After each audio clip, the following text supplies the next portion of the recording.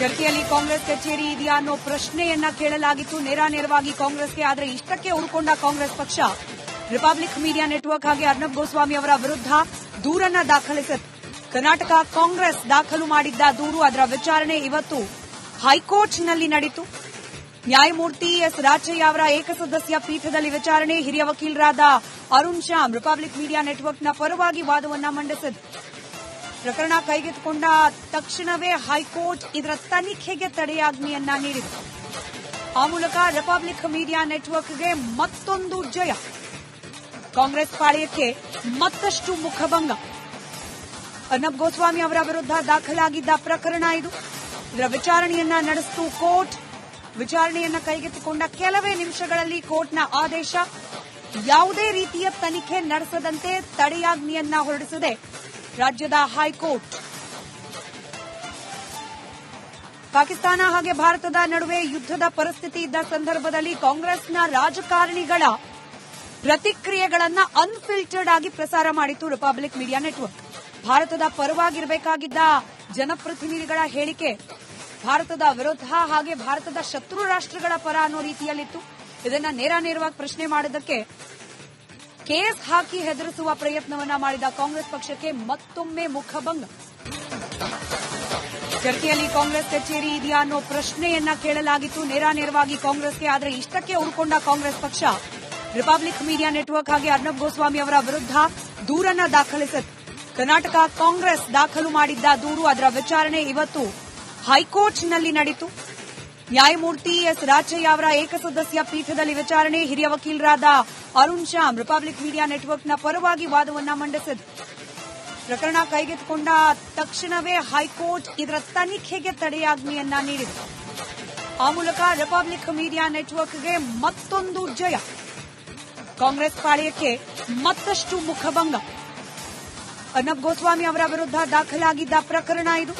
ಇದರ ವಿಚಾರಣೆಯನ್ನ ನಡೆಸಿತು ಕೋರ್ಟ್. ವಿಚಾರಣೆಯನ್ನ ಕೈಗೆತ್ತಿಕೊಂಡ ಕೆಲವೇ ನಿಮಿಷಗಳಲ್ಲಿ ಕೋರ್ಟ್ನ ಆದೇಶ. ಯಾವುದೇ ರೀತಿಯ ತನಿಖೆ ನಡೆಸದಂತೆ ತಡೆಯಾಜ್ಞೆಯನ್ನ ಹೊರಡಿಸಿದೆ ರಾಜ್ಯದ ಹೈಕೋರ್ಟ್. ಪಾಕಿಸ್ತಾನ ಹಾಗೆ ಭಾರತದ ನಡುವೆ ಯುದ್ಧದ ಪರಿಸ್ಥಿತಿ ಇದ್ದ ಸಂದರ್ಭದಲ್ಲಿ ಕಾಂಗ್ರೆಸ್ನ ರಾಜಕಾರಣಿಗಳ ಪ್ರತಿಕ್ರಿಯೆಗಳನ್ನು ಅನ್ಫಿಲ್ಟರ್ಡ್ ಆಗಿ ಪ್ರಸಾರ ಮಾಡಿತು ರಿಪಬ್ಲಿಕ್ ಮೀಡಿಯಾ ನೆಟ್ವರ್ಕ್. ಭಾರತದ ಪರವಾಗಿರಬೇಕಾಗಿದ್ದ ಜನಪ್ರತಿನಿಧಿಗಳ ಹೇಳಿಕೆ ಭಾರತದ ವಿರುದ್ಧ ಹಾಗೆ ಭಾರತದ ಶತ್ರು ರಾಷ್ಟ್ರಗಳ ಪರ ಅನ್ನೋ ರೀತಿಯಲ್ಲಿತ್ತು.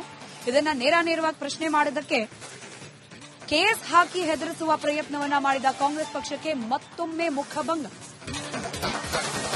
ಚರ್ಚೆಯಲ್ಲಿ ಕಾಂಗ್ರೆಸ್ ಕಚೇರಿ ಇದೆಯಾ ಅನ್ನೋ ಪ್ರಶ್ನೆಯನ್ನ ಕೇಳಲಾಗಿತ್ತು ನೇರವಾಗಿ ಕಾಂಗ್ರೆಸ್ಗೆ. ಆದರೆ ಇಷ್ಟಕ್ಕೆ ಉಳ್ಕೊಂಡ ಕಾಂಗ್ರೆಸ್ ಪಕ್ಷ ರಿಪಬ್ಲಿಕ್ ಮೀಡಿಯಾ ನೆಟ್ವರ್ಕ್ ಹಾಗೆ ಅರ್ನಬ್ ಗೋಸ್ವಾಮಿ ಅವರ ವಿರುದ್ಧ ದೂರನ್ನ ದಾಖಲಿಸಿತು. ಕರ್ನಾಟಕ ಕಾಂಗ್ರೆಸ್ ದಾಖಲು ಮಾಡಿದ್ದ ದೂರು, ಅದರ ವಿಚಾರಣೆ ಇವತ್ತು ಹೈಕೋರ್ಟ್ನಲ್ಲಿ ನಡೆಯಿತು. ನ್ಯಾಯಮೂರ್ತಿ ಎಸ್ ರಾಚಯ್ಯ ಅವರ ಏಕಸದಸ್ಯ ಪೀಠದಲ್ಲಿ ವಿಚಾರಣೆ. ಹಿರಿಯ ವಕೀಲರಾದ ಅರುಣ್ ಶ್ಯಾಮ್ ರಿಪಬ್ಲಿಕ್ ಮೀಡಿಯಾ ನೆಟ್ವರ್ಕ್ನ ಪರವಾಗಿ ವಾದವನ್ನ ಮಂಡಿಸಿದರು. ಪ್ರಕರಣ ಕೈಗೆತ್ತಿಕೊಂಡ ತಕ್ಷಣವೇ ಹೈಕೋರ್ಟ್ ಇದರ ತನಿಖೆಗೆ ತಡೆಯಾಜ್ಞೆಯನ್ನ ನೀಡಿದೆ. ಆ ಮೂಲಕ ರಿಪಬ್ಲಿಕ್ ಮೀಡಿಯಾ ನೆಟ್ವರ್ಕ್ಗೆ ಮತ್ತೊಂದು ಜಯ. ಕಾಂಗ್ರೆಸ್ ಪಾಳೆಯಕ್ಕೆ ಮತ್ತಷ್ಟು ಮುಖಭಂಗ. ಅರ್ನಬ್ ಗೋಸ್ವಾಮಿ ಅವರ ವಿರುದ್ಧ ದಾಖಲಾಗಿದ್ದ ಪ್ರಕರಣ ಇದು. ಇದರ ವಿಚಾರಣೆಯನ್ನ ನಡೆಸಿತು ಕೋರ್ಟ್. ವಿಚಾರಣೆಯನ್ನ ಕೈಗೆತ್ತಿಕೊಂಡ ಕೆಲವೇ ನಿಮಿಷಗಳಲ್ಲಿ ಕೋರ್ಟ್ನ ಆದೇಶ. ಯಾವುದೇ ರೀತಿಯ ತನಿಖೆ ನಡೆಸದಂತೆ ತಡೆಯಾಜ್ಞೆಯನ್ನ ಹೊರಡಿಸಿದೆ ರಾಜ್ಯದ ಹೈಕೋರ್ಟ್. ಪಾಕಿಸ್ತಾನ ಹಾಗೆ ಭಾರತದ ನಡುವೆ ಯುದ್ಧದ ಪರಿಸ್ಥಿತಿ ಇದ್ದ ಸಂದರ್ಭದಲ್ಲಿ ಕಾಂಗ್ರೆಸ್ನ ರಾಜಕಾರಣಿಗಳ ಪ್ರತಿಕ್ರಿಯೆಗಳನ್ನು ಅನ್ಫಿಲ್ಟರ್ಡ್ ಆಗಿ ಪ್ರಸಾರ ಮಾಡಿತು ರಿಪಬ್ಲಿಕ್ ಮೀಡಿಯಾ ನೆಟ್ವರ್ಕ್. ಭಾರತದ ಪರವಾಗಿರಬೇಕಾಗಿದ್ದ ಜನಪ್ರತಿನಿಧಿಗಳ ಹೇಳಿಕೆ ಭಾರತದ ವಿರುದ್ಧ ಹಾಗೆ ಭಾರತದ ಶತ್ರು ರಾಷ್ಟ್ರಗಳ ಪರ ಅನ್ನೋ ರೀತಿಯಲ್ಲಿತ್ತು.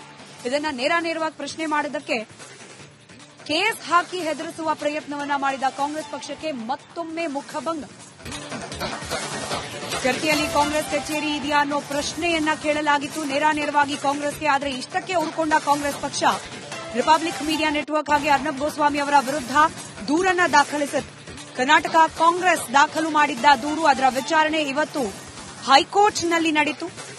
ನ್ಯಾಯಮೂರ್ತಿ ಎಸ್ ರಾಚಯ್ಯ ಅವರ ಏಕಸದಸ್ಯ ಪೀಠದಲ್ಲಿ ವಿಚಾರಣೆ. ಹಿರಿಯ ವಕೀಲರಾದ ಅರುಣ್ ಶ್ಯಾಮ್ ರಿಪಬ್ಲಿಕ್ ಮೀಡಿಯಾ ನೆಟ್ವರ್ಕ್ನ ಪರವಾಗಿ ವಾದವನ್ನ ಮಂಡಿಸಿದರು.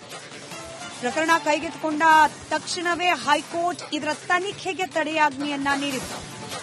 ಆ ಮೂಲಕ ರಿಪಬ್ಲಿಕ್ ಮೀಡಿಯಾ ನೆಟ್ವರ್ಕ್ಗೆ ಮತ್ತೊಂದು ಜಯ. ಕಾಂಗ್ರೆಸ್ ಪಾಳೆಯಕ್ಕೆ ಮತ್ತಷ್ಟು ಮುಖಭಂಗ. ಅರ್ನಬ್ ಗೋಸ್ವಾಮಿ ಅವರ ವಿರುದ್ಧ ದಾಖಲಾಗಿದ್ದ ಪ್ರಕರಣ ಇದು. ಇದರ ವಿಚಾರಣೆಯನ್ನ ನಡೆಸಿತು ಕೋರ್ಟ್. ವಿಚಾರಣೆಯನ್ನ ಕೈಗೆತ್ತಿಕೊಂಡ ಕೆಲವೇ ನಿಮಿಷಗಳಲ್ಲಿ ಕೋರ್ಟ್ನ ಆದೇಶ. ಯಾವುದೇ ರೀತಿಯ ತನಿಖೆ ನಡೆಸದಂತೆ ತಡೆಯಾಜ್ಞೆಯನ್ನ ಹೊರಡಿಸಿದೆ ರಾಜ್ಯದ ಹೈಕೋರ್ಟ್. ಪಾಕಿಸ್ತಾನ ಹಾಗೆ ಭಾರತದ ನಡುವೆ ಯುದ್ಧದ ಪರಿಸ್ಥಿತಿ ಇದ್ದ ಸಂದರ್ಭದಲ್ಲಿ ಕಾಂಗ್ರೆಸ್ನ ರಾಜಕಾರಣಿಗಳ ಪ್ರತಿಕ್ರಿಯೆಗಳನ್ನು ಅನ್ಫಿಲ್ಟರ್ಡ್ ಆಗಿ ಪ್ರಸಾರ ಮಾಡಿತು ರಿಪಬ್ಲಿಕ್ ಮೀಡಿಯಾ ನೆಟ್ವರ್ಕ್. ಭಾರತದ ಪರವಾಗಿರಬೇಕಾಗಿದ್ದ ಜನಪ್ರತಿನಿಧಿಗಳ ಹೇಳಿಕೆ ಭಾರತದ ವಿರುದ್ಧ ಹಾಗೆ ಭಾರತದ ಶತ್ರು ರಾಷ್ಟ್ರಗಳ ಪರ ಅನ್ನೋ ರೀತಿಯಲ್ಲಿತ್ತು. ಇದನ್ನ ನೇರವಾಗಿ ಪ್ರಶ್ನೆ ಮಾಡಿದ್ದಕ್ಕೆ ಕೇಸ್ ಹಾಕಿ ಹೆದರಿಸುವ ಪ್ರಯತ್ನವನ್ನ ಮಾಡಿದ ಕಾಂಗ್ರೆಸ್ ಪಕ್ಷಕ್ಕೆ ಮತ್ತೊಮ್ಮೆ ಮುಖಭಂಗ. ಚರ್ಚೆಯಲ್ಲಿ ಕಾಂಗ್ರೆಸ್ ಕಚೇರಿ ಇದೆಯಾ ಅನ್ನೋ ಪ್ರಶ್ನೆಯನ್ನ ಕೇಳಲಾಗಿತ್ತು ನೇರವಾಗಿ ಕಾಂಗ್ರೆಸ್ಗೆ. ಆದರೆ ಇಷ್ಟಕ್ಕೆ ಉರುಕೊಂಡ ಕಾಂಗ್ರೆಸ್ ಪಕ್ಷ ರಿಪಬ್ಲಿಕ್ ಮೀಡಿಯಾ ನೆಟ್ವರ್ಕ್ ಹಾಗೆ ಅರ್ನಬ್ ಗೋಸ್ವಾಮಿ ಅವರ ವಿರುದ್ಧ ದೂರನ್ನ ದಾಖಲಿಸಿತು. ಕರ್ನಾಟಕ ಕಾಂಗ್ರೆಸ್ ದಾಖಲು ಮಾಡಿದ್ದ ದೂರು, ಅದರ ವಿಚಾರಣೆ ಇವತ್ತು ಹೈಕೋರ್ಟ್ನಲ್ಲಿ ನಡೆಯಿತು. ನ್ಯಾಯಮೂರ್ತಿ ಎಸ್ ರಾಚಯ್ಯ ಅವರ ಏಕಸದಸ್ಯ ಪೀಠದಲ್ಲಿ ವಿಚಾರಣೆ. ಹಿರಿಯ ವಕೀಲರಾದ ಅರುಣ್ ಶ್ಯಾಮ್ ರಿಪಬ್ಲಿಕ್ ಮೀಡಿಯಾ ನೆಟ್ವರ್ಕ್ನ ಪರವಾಗಿ ವಾದವನ್ನ ಮಂಡಿಸಿದರು. ಪ್ರಕರಣ ಕೈಗೆತ್ತಿಕೊಂಡ ತಕ್ಷಣವೇ ಹೈಕೋರ್ಟ್ ಇದರ ತನಿಖೆಗೆ ತಡೆಯಾಜ್ಞೆಯನ್ನ ನೀಡಿದೆ. ಆ ಮೂಲಕ ರಿಪಬ್ಲಿಕ್ ಮೀಡಿಯಾ ನೆಟ್ವರ್ಕ್ಗೆ ಮತ್ತೊಂದು ಜಯ. ಕಾಂಗ್ರೆಸ್ ಪಾಳೆಯಕ್ಕೆ ಮತ್ತಷ್ಟು ಮುಖಭಂಗ. ಅರ್ನಬ್ ಗೋಸ್ವಾಮಿ ಅವರ ವಿರುದ್ಧ ದಾಖಲಾಗಿದ್ದ ಪ್ರಕರಣ ಇದು. ಇದರ ವಿಚಾರಣೆಯನ್ನ ನಡೆಸಿತು ಕೋರ್ಟ್. ವಿಚಾರಣೆಯನ್ನ ಕೈಗೆತ್ತಿಕೊಂಡ ಕೆಲವೇ ನಿಮಿಷಗಳಲ್ಲಿ ಕೋರ್ಟ್ನ ಆದೇಶ. ಯಾವುದೇ ರೀತಿಯ ತನಿಖೆ ನಡೆಸದಂತೆ ತಡೆಯಾಜ್ಞೆಯನ್ನ ಹೊರಡಿಸಿದೆ ರಾಜ್ಯದ ಹೈಕೋರ್ಟ್. ಪಾಕಿಸ್ತಾನ ಹಾಗೆ ಭಾರತದ ನಡುವೆ ಯುದ್ಧದ ಪರಿಸ್ಥಿತಿ ಇದ್ದ ಸಂದರ್ಭದಲ್ಲಿ ಕಾಂಗ್ರೆಸ್ನ ರಾಜಕಾರಣಿಗಳ ಪ್ರತಿಕ್ರಿಯೆಗಳನ್ನು ಅನ್ಫಿಲ್ಟರ್ಡ್ ಆಗಿ ಪ್ರಸಾರ ಮಾಡಿತು ರಿಪಬ್ಲಿಕ್ ಮೀಡಿಯಾ ನೆಟ್ವರ್ಕ್. ಭಾರತದ ಪರವಾಗಿರಬೇಕಾಗಿದ್ದ ಜನಪ್ರತಿನಿಧಿಗಳ ಹೇಳಿಕೆ ಭಾರತದ ವಿರುದ್ಧ ಹಾಗೆ ಭಾರತದ ಶತ್ರು ರಾಷ್ಟ್ರಗಳ ಪರ ಅನ್ನೋ ರೀತಿಯಲ್ಲಿತ್ತು. ಇದನ್ನ ನೇರವಾಗಿ ಪ್ರಶ್ನೆ ಮಾಡಿದ್ದಕ್ಕೆ ಕೇಸ್ ಹಾಕಿ ಹೆದರಿಸುವ ಪ್ರಯತ್ನವನ್ನ ಮಾಡಿದ ಕಾಂಗ್ರೆಸ್ ಪಕ್ಷಕ್ಕೆ ಮತ್ತೊಮ್ಮೆ ಮುಖಭಂಗ. ಚರ್ಚೆಯಲ್ಲಿ ಕಾಂಗ್ರೆಸ್ ಕಚೇರಿ ಇದೆಯಾ ಅನ್ನೋ ಪ್ರಶ್ನೆಯನ್ನ ಕೇಳಲಾಗಿತ್ತು ನೇರವಾಗಿ ಕಾಂಗ್ರೆಸ್ಗೆ. ಆದರೆ ಇಷ್ಟಕ್ಕೆ ಉರುಕೊಂಡ ಕಾಂಗ್ರೆಸ್ ಪಕ್ಷ ರಿಪಬ್ಲಿಕ್ ಮೀಡಿಯಾ ನೆಟ್ವರ್ಕ್ ಹಾಗೆ ಅರ್ನಬ್ ಗೋಸ್ವಾಮಿ ಅವರ ವಿರುದ್ಧ ದೂರನ್ನ ದಾಖಲಿಸಿತು.